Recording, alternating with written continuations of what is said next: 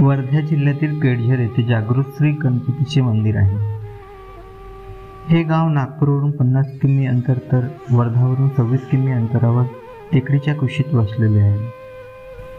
मंदिर वर्धा नागपूर मुख्य महामार्गावर उत्तरेकडे उंच टेकडीवर आहे.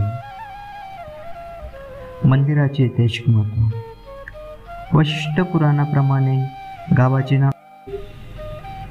एक चक्रनगर असल्याचे वशिष्ठ पुराणात व महाभारतामध्ये आहे. वशिष्ठ पुराणाप्रमाणे श्री रामचंद्र प्रभूचे गुरु श्री वशिष्ठ ऋषी यांचे वास्तव्य असल्याची नोंद असून वशिष्ठ ऋषींनी स्वतःच्या भक्ती व पूजेकरिता या गणपतीची स्थापना केल्याचे उल्लेख आहे.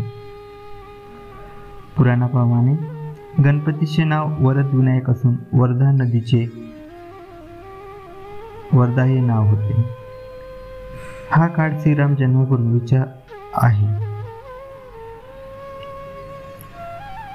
महाभारतात या गावात म्हणजे एक चक्रनगरातील पांडवांचे वास्तव असताना बकासूर नावाच्या राक्षसाचा वध केल्याचे उल्लेख आहे.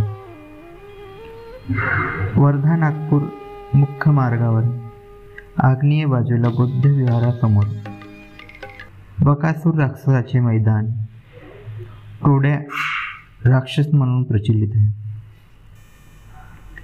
टेकडीवरील परिसर निसर्गरम्य आहे. या टेकडीला वाकाटक काळापासून भव्य किल्ल्याचे स्वरूप आहे.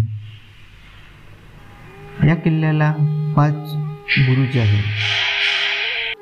माती गोट्यांनी बांधलेले भव्य पराकोट होते. पहिल्या व दुसऱ्या पराकोटाच्या आत चौकोनी सुंदर व भव्य अशी कुशावर्ती विहीर बांधलेली असून त्याला गणेशकुंड या नावाने ओळखतात. वाकाटकानंतर प्रदर्शन राज्याचे हे गाव मुख्यालय असल्याची इतिहासात नोंद आहे. या मंदिराला भोसलेकालीन इतिहासही आहे.